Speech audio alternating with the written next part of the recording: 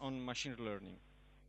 I will also talk about the vector length agnostic programming model, just to give you a brief introduction on it to understand how it works and what is it for.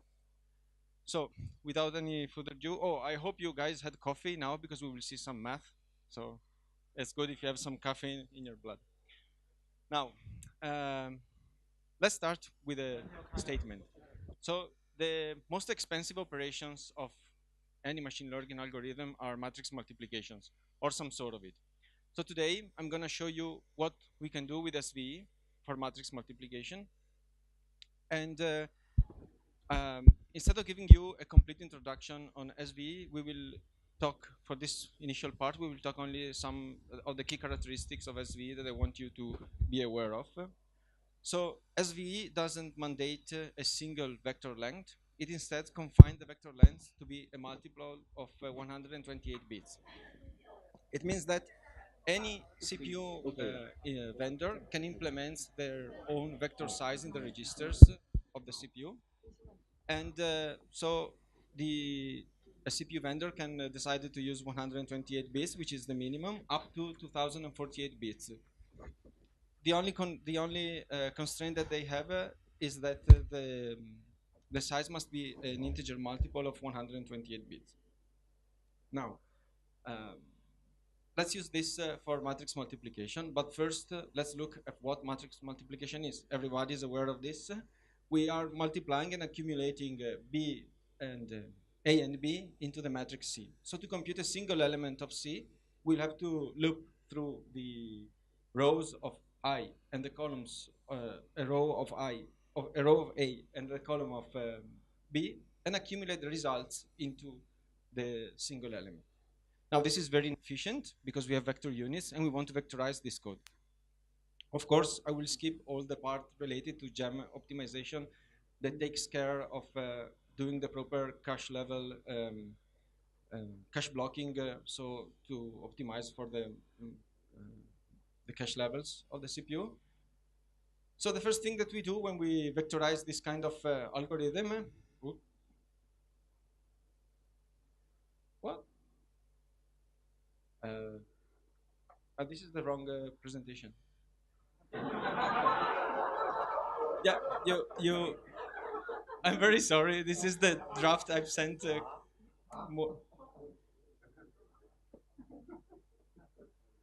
Yeah, a few slides are missing. Should we plug my laptop? I'm very sorry for this. Maybe you can talk about the other slides, or you have to follow the flow. But it was, let's see. So let's move to the, it's not responding anymore. Oh, okay.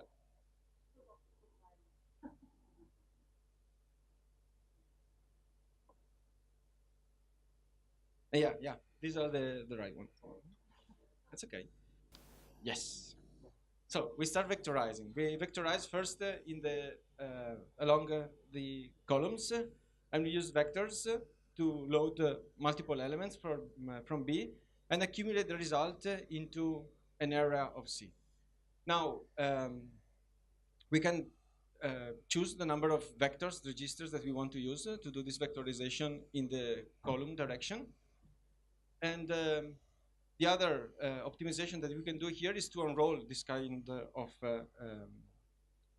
vectorization, so that at the end we can use multiple registers to accumulate on an area of C by looping through a column of A, by loading multiple data in from a column of A and multiple data from a row of B. Usually this is done to maximize the number of registers that we are using in the algorithm. And what does this computation is called the gem kernel. Now, in a traditional SIMD architecture like Neon, what we end up doing is that we are accumulating on 24 registers of C. We are loading 8 rows from from A, and the 3 vectors and 3 vector columns from B. At this iteration, we are changing the data into this blue and orange vectors, and we are performing the operation through uh, um, floating point multiply accumulation, the index version of this operation. For example, to compute the elements in row 2 of C, we refer to element 0 of the second vector that we have loaded from A, and we multiply this element for all the elements into the vectors from B. So in the first row on the left, we are seeing actually this computation. So C0 is computed by multiplying the scalar that we load from the 0th element of the second vector of A with all the vectors, with all the elements from B. And as the computation goes on, every time we loop through K, at each iteration, we are essentially loading 4 vectors from A. We are loading 3 vectors from B, and we keep going with the 24 FMLAs to compute the elements in C. This is what we do for Neon. Now, for SVE, things are different because now for SVE, we don't have a 128 bits vector, but we have a 128 bits vector times something. Now, before getting into the SVE algorithm, I have to tell you what a load replicate quad word instruction is. If you think at the data as being laid out in memory, when we do a traditional load, we load contiguously from the base address all the data that we want to fit into a vector. For example, here we see 256 plus implementation of an SV vectors. The traditional load, which is the second row, is just loading element A0, A1, A2, A3. These are 64 bits data because they are double precision floating points. And essentially, the vector gets filled with all this value. The replicate quad word instead is not loading all the elements, it's just loading 128 bits, the first 128 bits of the base from the base address, and replicating all these loads in the but we have to keep the size to be 128 bits. Now, with the SV algorithm, we do exactly the same. So we do wide vectors in the row direction. And for the A data, instead of doing the traditional loads, we do the replicate loads. Why do we do that? Because with the load replicate, we could use, with the data loaded with a load replicate, we can use the FMLA indexed version of it, which is still referring to elements 0 and 1 of each element that holds 2 rows with the indices. But because the operation is not doing the multiplication only on element 0 and 1 of this vector, is going element, if we choose to use like here, element 0, this is the element 0 of all the 128-bit chunks that are in the SV vector. So the big difference here with the previous algorithm is that we are still doing 4 loads and 3 loads from A and B. But the 4 loads are not full loads that loads the full vector, but they are only loading 128 bits of data. Now, if we compare this to Neon, so we said for SV, we have a 4 vector load replicate from A, which means 128 bits times 4. And then we have 3 regular loads, which means 128 bits times how many SV chunks I have in the vector times 3 at every k iteration. For Neon, instead, because we don't have the size is fixed, the loads are exactly the same, and there are just 7 of them because they have the same width. Now, this is 1k iteration.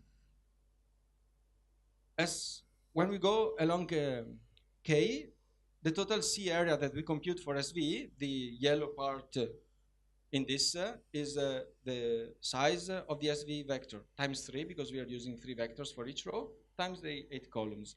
And this computes to 24 times 128 bits times len. The result is similar for neon, but we don't have the line constant because we can compute only a smaller area of the C matrix. Now, if we want to compare the two things, we have to compare apples to apples. So we have to say, okay, now if I want to use the neon algorithm, I have to run it len times to be comparable to whatever we do with SVE. It turns out that if we do the multiplication of these quantities for len, it turns out that the amount of memory that I need to read from the ratio of the amount of memory that I need to read from A and B to compute the SVE kernel over the ratio that I have to do of the loads that I have to do from A and B to compute the neon kernel for the same area is this quantity that varies on the size of the area that we are computing. And if we plot this, we see that at 128 bits, SVE is exactly the same as neon.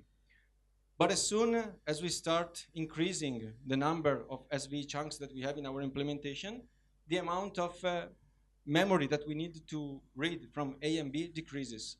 And at 512 bits SVE, it's already 50% less than whatever we were able to do with neon, which means that the SVE algorithm is more memory efficient. You have to move less stuff around.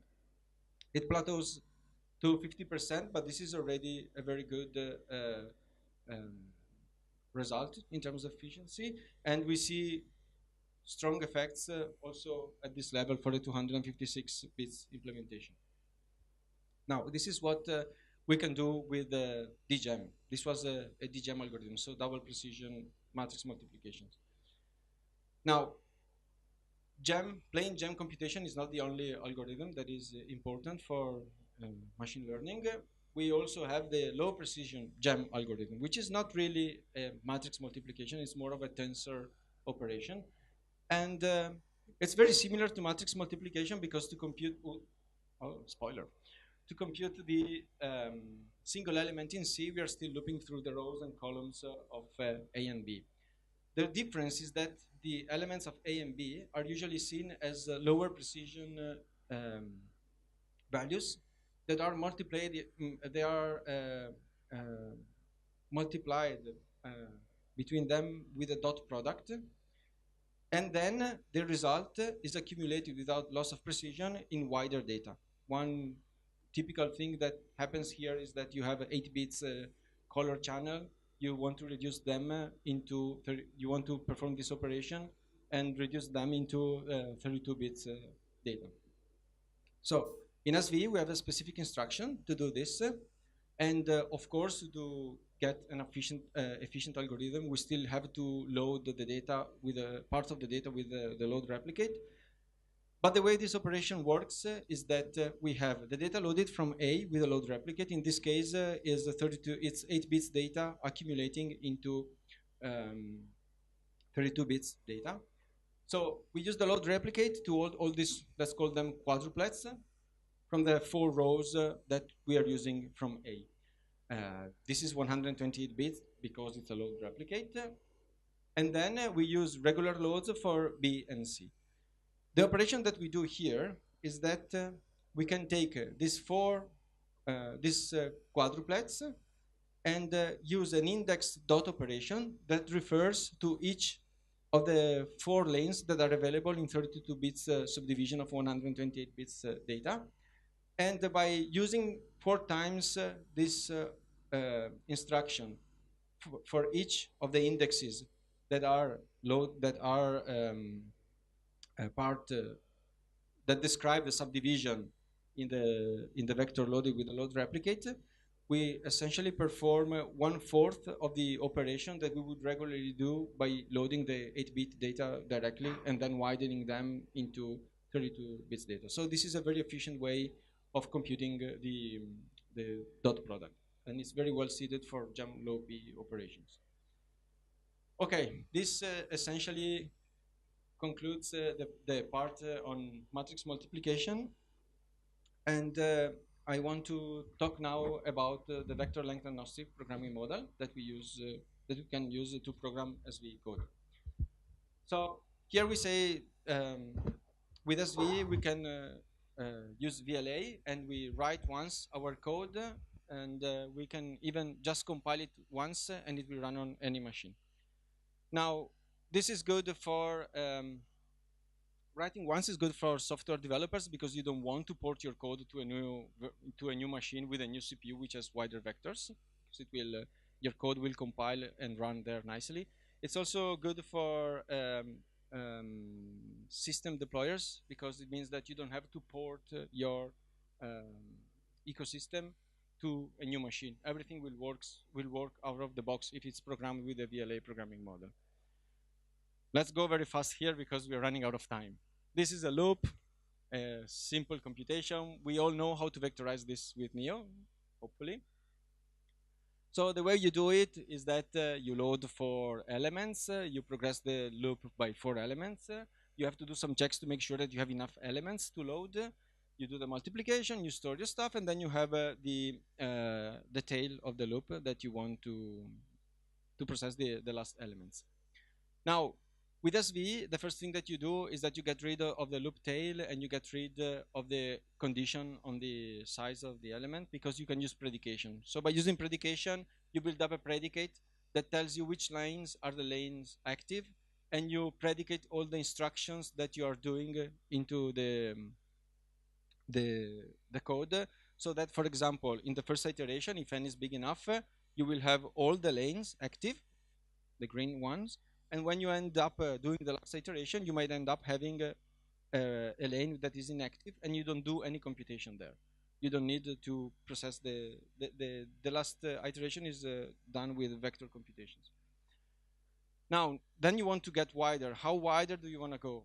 You could go 8 vector wider, 12 vector, 32 vectors. The real answer is that you don't care how much wider you go. You can just have a runtime function, an instruction that tells the loop how many lanes the processor is going to advance at each iteration. Now, this is the SVE, the code that you've seen here is written with the SVE ARM-C language extension, which can be used to program vector length agnostic code. And it's quite, you might wonder, okay, you're using big vectors, you don't know how big they are, you might end up loading stuff that is not valid to load. There is a mechanism in SVE that allows you to prevent this. It's called the first faulting mechanism.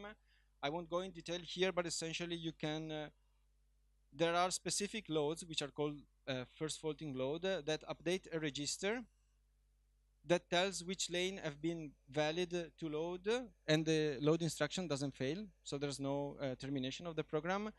It's used to the predicate that you get out of this first faulting mechanism can be used to predicate all the instructions that you have in your code.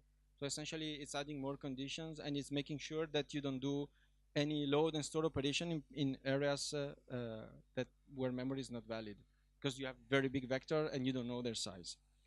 To end up, all I've been describing here, it's available via our tools, the ARM HPC compiler, and